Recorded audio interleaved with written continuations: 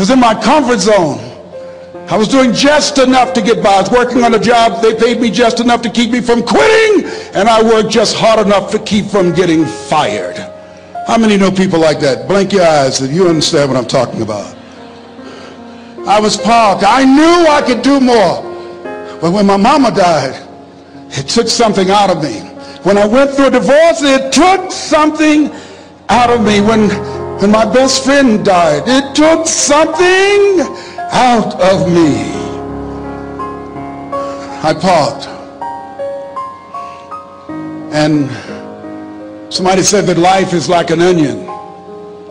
You have to peel it one layer at a time. And sometimes you cry. Life's going to happen to you when you have a dream. You're going to get slapped around. And don't take it personal. Don't ask, why did this have to happen to me? Why not you? Who would you suggest? You want to give us some names, some email addresses? And don't tell everybody. 80% don't care and 20% glad it's you. It's called life. Suck it up and move on. Get over it.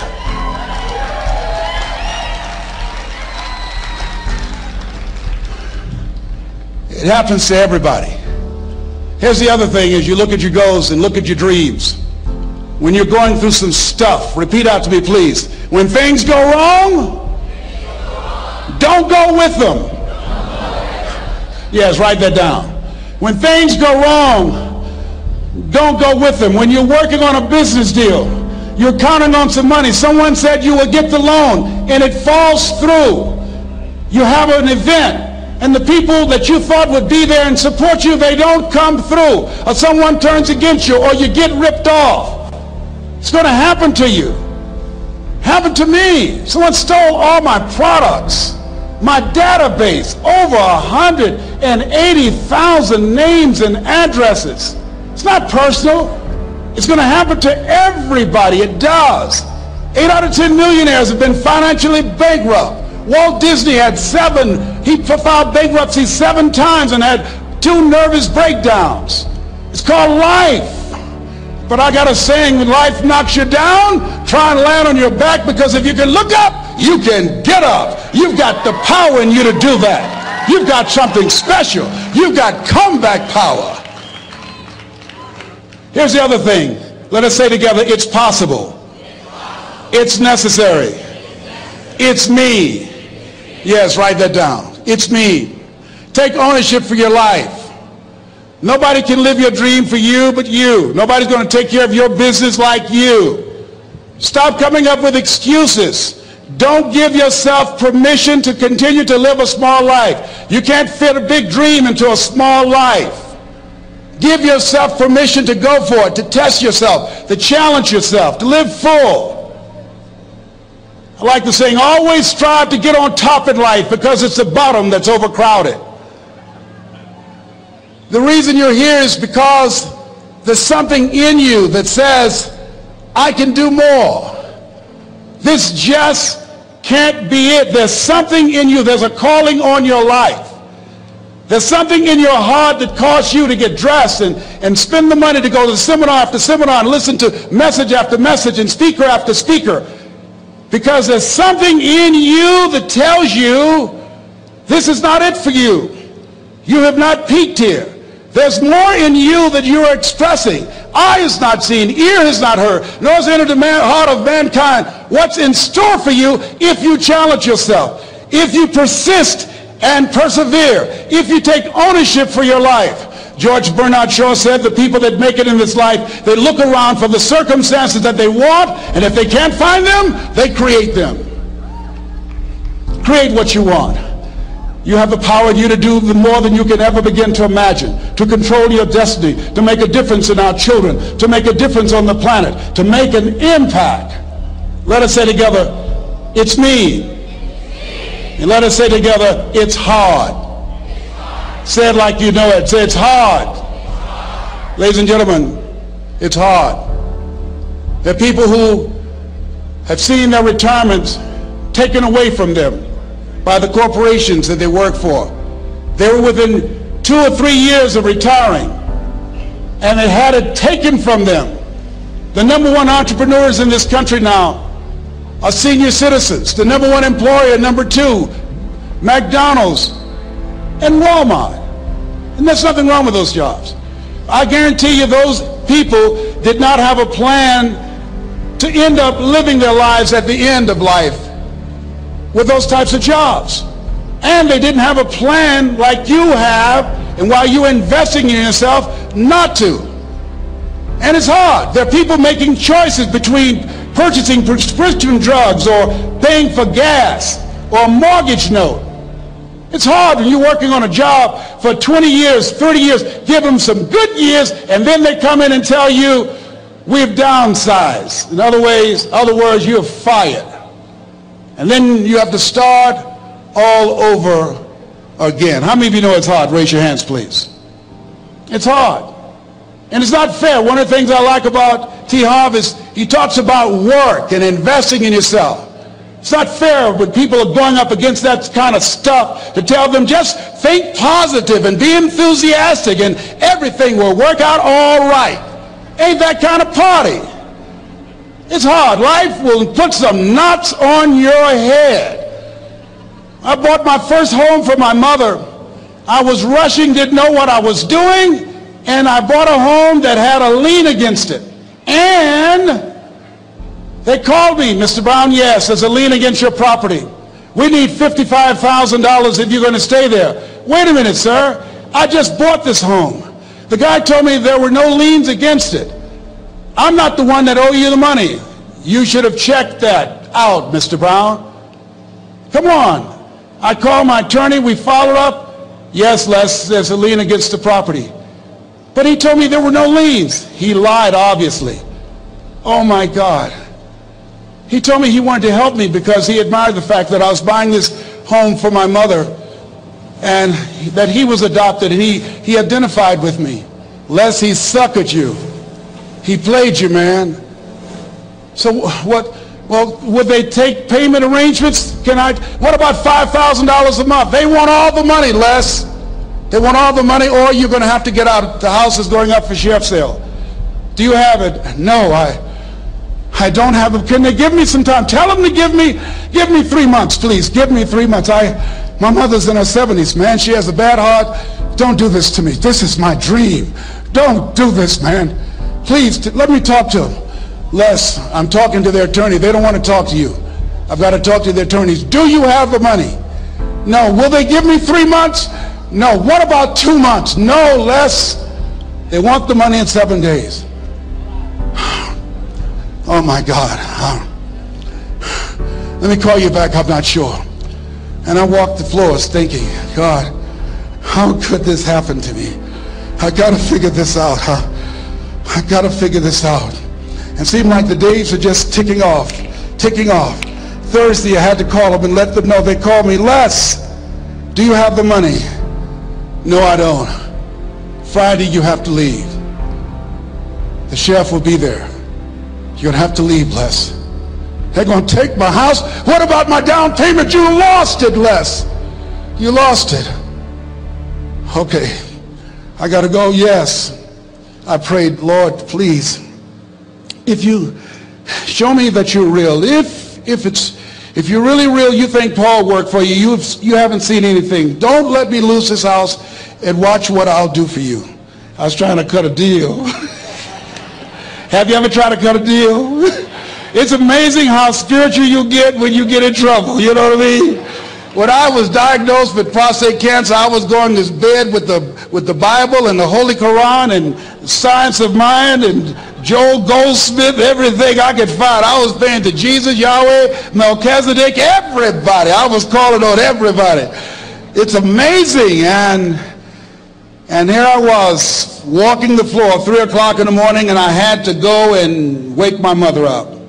I got on my knees and I said, Mama, I said, I need you to wake up. She said, what's wrong, Leslie? I can hear you walking back and forth. I'm not asleep, son. I said, there's something I need to tell you.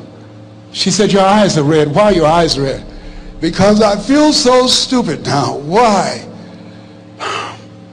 we got to move tomorrow. Why, Leslie? There's a lien against the property, and they want $55,000, and I don't have it. And we're going to be set out tomorrow. We have to go back to Liberty City. So she said, it's okay. I don't like this house anyhow. I said, why? She said, because of my arthritic knees. It hurts my knees when I go up the steps. I said, then why didn't you tell me? Because you were so happy. I just said it because you were happy. I'll live in a shack with you, boy. I love you. It's not the house. I love you. I love all my children. I said, thank you, Mama. Thank you.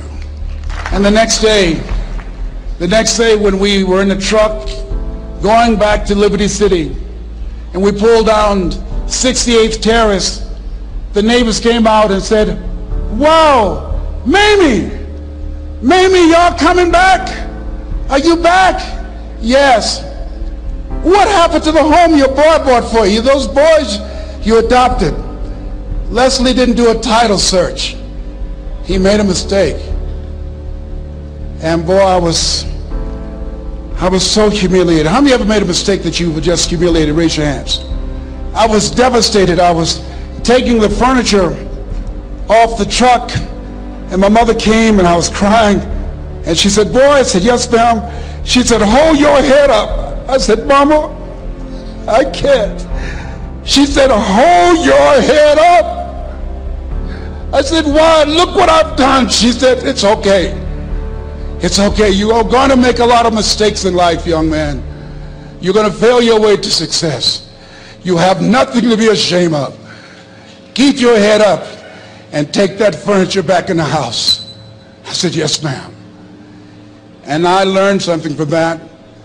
If you ever go through something, hold your head up. If you ever make a mistake, hold your head up.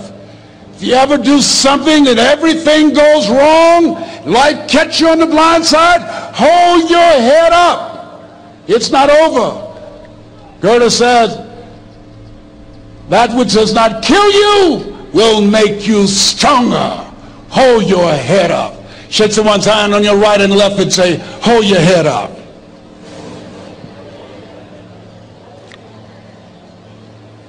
Here's something else, ladies and gentlemen. Repeat after me, please. You got to be hungry. Everybody together, you got to be hungry. I'll never forget Mr. Washington said, Mr. Brown, yes, sir. What do you want to do with your life, young man? I said, sir, I want to be a disc jockey. He said, Mr. Brown? I said, yes, sir. He said, you got to be hungry. I said, what do you mean by that? He said, people that are hungry are willing to do the things today others won't do in order to have the things tomorrow others won't have. People that are hungry are willing to invest in themselves. People that are hungry will go to seminars and workshops. People that are hungry are always searching, always seeking higher ground. So how do you want to make it? I said, I want to be a disc jockey. He says, good. Here's what to do. He said, I want you to read 10 to 15 pages of something positive every day. He said, you don't get in life what you want, you get in life what you are. You must program yourself to success. He said, I want you to listen to Earl Nightingale and Zig Ziglar. Listen, faith comes by hearing and hearing and hearing. He said, I want you to change your relationships. And I don't want you to ever lose your hunger. I said, what do you mean by that? He said, people that are hungry are unstoppable. People that are hungry are no matter what people. They make it happen no matter what. He said, I want you to listen to Paul Harvey. Who is he? He's the world's greatest communicator. Success leaves clues, young man. Always listen and follow people who are doing what it is you want to do at the level you want to do it, and learn from them. I told T. Hobb when we were standing by the stage, I said, hey man, I want to work more with you. I want you to coach me. I want to learn from you. See, I found you're never too old to learn and you're never too young to teach. Always have a thirst for learning. So I listened to Paul Harvey every day on the radio. While in school, I would go out and listen in his car. He gave me his keys. I was working to develop myself. And I continued to listen to motivational messages, and he would take me to see the late Dr. Norman Vincent Peale, who wrote the book, The Power of Positive Thinking. I toured with him before he passed. You You have something special. You have greatness within you. Don't allow your circumstances to determine who you are. Don't allow your negative thoughts to hold you back. You have something special. You can do more than you can ever begin to imagine. Dr. Peel was an incredible man. I admired him when he spoke. He gave me goosebumps. I can feel him in my heart. And I never forget, we were coming back to the school, and Mr. Washington said, Mr. Brown, yes, sir. When Dr. Peel spoke, you didn't move. When he spoke, you were hanging on every word. When he spoke, we didn't have to tell you to sit down and be quiet. Why? I said, sir, I could feel him when he talked. I felt like he was talking to me, sir. He said, he was. I said, but he doesn't know me, but he was speaking to you. Did you feel him in your heart? I said, yes, sir. He said, most people feel him in their head. If you felt him in your heart, he said, listen to him, son. Follow him. Learn from him. And I would go to seminars and workshops. Anywhere I would find where Dr. Peel was, I would be in the audience. I would drive 200 and 300 miles just to hear him speak. And my dream and vision was to share the stage with him. I thought about it. What is your goal? What is your vision? I want you to hold it in mind. There's some power in that, because when I became involved in speaking, I never forget, I got a call from Og Mandino, who wrote the book, The Greatest Salesman in the World. He said, Les, I'm stuck in Philadelphia. I need to be in Kankakee. Dr. Norman Vincent Peale is appearing. I can't make it. I heard you're in Chicago. I said, yes, I am. Can you go and open for me? I said, yes, man. Oh, my God. Dr. Peale, I said, yes, I'd love to do it. And I went there, and I came. I said, hi, I'm Les Brown. He said, you're not the band of renown? I said, no, I'm Mrs. Mamie Brown's baby boy. I'm here to speak. He said, come backstage. And his wife, Martha, was there. And she said, Papa, Les Brown is here, the speaker. And he said, Les Brown, shoot for the moon. Because even if you miss, you'll land among the stars. I said, sir, that's my quote. I wrote you when I was in the 11th grade. I was a part of a special education class project. That's my quote. He said, I know. I end all my speeches with that quote. And Dr. Peel had a great sense of humor. A young man was backstage, and I had so many questions to ask him, and my mind froze up, and the young guy said, Dr. Peel, how old are you? And he was up in age. He said, Sonny, I'm 92. The young man looked at him and said, I don't know if I want to live to get 92. He said, that's because you've never been 91. So I did the things that Mr. Washington suggested. I listened to motivational tapes on a regular basis. I would go to seminars and workshops whenever Zig Ziglar and Dr. Dennis Waitley and Jim Rohn would come to town. And I said, sir, what do you want me to do now? He said, Mr. Brown, I've given you everything that I can give you. He said, develop your mind, put your money where your mouth is, continue to learn how to be an effective communicator, because once you open your mouth, you tell the world who you are. And always surround yourself with OQP, only quality people. So I went to apply for a job on Miami Beach. WMBM radio station. Milton Butterball Smith was the program director. Hello, Mr. Butterball. How are you, sir? My name is Les Brown, sir. I'd like to be a disc jockey. He said, young man, you have any journalism in your background? I said, no, sir, I don't. You have any experience in broadcasting? I said, no, sir, but I practice all the time, sir. Let me audition for you, sir. Let me show you how good I am. All I need is a shot, sir. He says, no, we don't have any job for you. How many ever been rejected? Raise your hands, please. I was devastated. I went back and I told Mr. Washington. I said, Mr. Washington, they said no. He said, don't take it personally. Most people are so negative they have to say no 7 times before they say yes. He said, you got to be hungry. Know your vitamin. Go back again. I said, yes, sir. Hello, Mr. Butterball. How are you, sir? My name is Les Brown, sir. I like to be a disc jockey. Young man, weren't you here yesterday? Yes, sir, I was. Didn't I tell you no yesterday? Yes, sir, you did. Then why are you back today? Well, sir, I didn't know whether or not somebody was laid off or somebody was fired, sir. Nobody was laid off or fired. Now, get on out of here. I came back the next day. Hello, Mr. Butterball. How are you, sir? My name is Les Brown, sir. I like to be a disc jockey. I know what your name is. Weren't you here the last 2 days? Yes, sir, I was. Didn't I tell you no the last 2 days? Yes, sir, you did. Why are you back? Oh, sir, I didn't know whether or not someone got sick or someone died, sir. No one got sick or died. No one was laid off a fire. Now don't you come back here again. I came back the next day talking loud, looking happy like I was seeing him for the first time. I said, hello, Mr. Butterball, how are you? He looked at me with rage. He says, go get me some coffee. I said, yes, sir. My favorite book says, the greatest among you will be your servant. How many of you are serious about your goals and dreams? Raise your hands. Very good. Write this down. Provide more service than you get paid for. Provide more service than you get paid for. I go to a lot of seminars and workshops. And one of the things I know about T. Harv Eckert, and I was sitting in the class with Robert Ruppel and all of the other presenters, they hold themselves to high standards and they provide more information than anybody else in the industry, bar none. They hold nothing back because their commitment is for your success. And when you hold yourself to high standards, write this down, impact drives income. That's why you're here. Because the training, the seminars, been making a difference in your life. If they did not have impact, 200 or 300 people would be here, if that amount. Impact drives income. So I became the errand boy for the disc jockeys. I would go get their lunch and their dinner, and I would bring it to them in the control room, and I'd watch them working the control boards, knowing my time will come. Write this down. I expect to reach my goal. Yes, you want to operate with a spirit of expectation. I expect to reach my goal. So I started preparing for the next position. Never forget one quote that I heard. As you look at your life, you look at your goals and dreams. It's better to be prepared for an opportunity and not have one than to have an opportunity and not be prepared. If you expect to reach your goal, prepare yourself now. And so then pretty soon, the guys at the station, they begin to take a liking to me. Write this down. Build relationships. As you're aware, people deal with people that they know, like, and trust.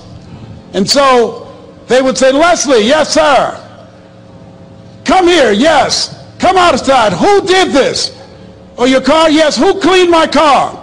I did, sir. I would wax their cars on the weekend, inside and out. How much do you charge? Oh, nothing, sir. I just wanted to help out. I was providing more service than I got paid for. I was building relationships. They said, whoa, look here. Donna Ross and the Supremes are coming to town. The Four Tops and the Temptations. Here are my car keys. Pick them up for me. Take them to the Fontainebleau Hotel on Miami Beach. I said, yes, sir.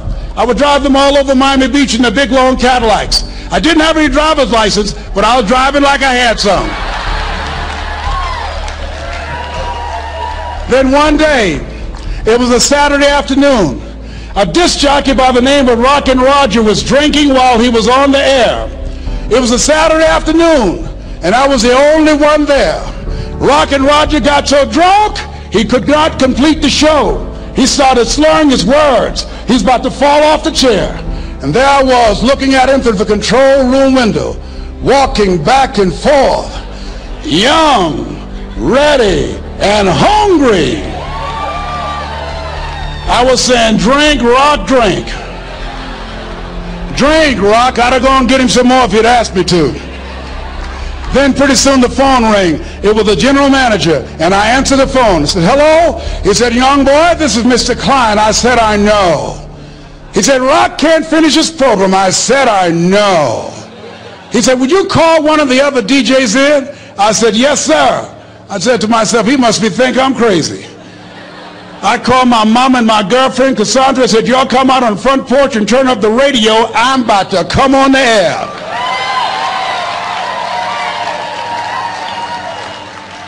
I waited for about 20 minutes, and I called him back.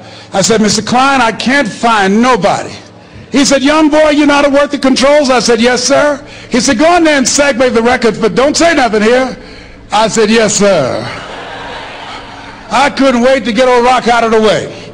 I put on a fast record. I said, look out, this is me, LB Triple P, Les Brown, your platter playing papa. There were none before me, and there will be none after me. Therefore, that makes me the one and only. Young and single and love to mingle, certified, bona fide, indubitably qualified to bring you satisfaction and a whole lot of action. Look out, baby, I'm your love man. I was hungry. I was hungry. Get old man a round of applause. I was hungry. I was hungry. You got to be hungry. Shake someone's hand on your right and left all around you and say, you got to be hungry. You got to be hungry. To get those dreams out of your head and step into your greatness, you got to be hungry. To get those ideas, that talent, that gift out of your system, you got to be hungry. To get up off the canvas of life and understand what Willie Jolly meant, that a setback is a setup for a comeback, you got to be hungry. People that are hungry are willing to do the things today others won't do in order to have the things tomorrow others won't have. How many of you got value out of what you've heard thus far? Raise your hands, please. Very good. I'd like to leave this with you. I don't know what your goals are. I don't know what you want to do. Here's what I know about you. You have greatness within you. Here's what I know about you. I can help you to live full and to die empty. I can show you what I've learned. If anybody told me that I would be doing what I'm doing now, I leave here today, I go to New Orleans and speak there, then I'll be flown to Barcelona. If anybody told me, given my circumstances, born in an abandoned building on a floor in a poor section of Miami, Florida, called Liberty City, both my birth parents stood up and said, hello, son, I would not know either one. Being labeled educable mentally retarded, put back from the 5th grade to the 4th grade, failed again when I was in the 8th grade, no college training. Anybody told me the principles that I would teach you, that they would have the impact that it has had on my life. This Les Brown that you see, I did not know he existed. And I tell you that you have greatness within you. You have the ability to do more than you can ever begin to imagine. Come into the room with me, and I guarantee you your life will never be the same again. I like to leave this with you. I don't know what your goals are. Mine is to find a cure to autism. Mine is to find a cure to breast cancer and to prostate cancer. Mine is to work with our youth and to reduce the recidivism rate in our prisons and help young people learn how to become an asset to our society rather than a liability. Mine is to train speakers to become great communicators, to speak from their heart, not their heads, and teach them how to impact and create a new conversation so people can see the possibilities of life and overcome the possibility blindness that held me hostage for 14 years. I don't know what your goals are, but here's what I know about you, and I don't know you. You've got greatness within you. And I like to leave this with you, something my mother used to love to hear me say. Leslie, yes ma'am, mama. Say that thing for me, boy, that makes me feel good. I dedicate this to you, to the greatness in you, and to the dream that you showed up on the planet to produce. And it's simply this. If you want a thing bad enough to go out and fight for it, to work day and night for it, to give up your time, your peace, and your sleep for it. If all that you dream and scheme is about it, and life seems useless and worthless without it, and if you gladly sweat for it and fret for it and plan for it, and lose all your terror of the opposition for it, and if you simply go after that thing that you want with all of your capacity, strength and sagacity, faith, hope, and confidence, and stern pertinacity,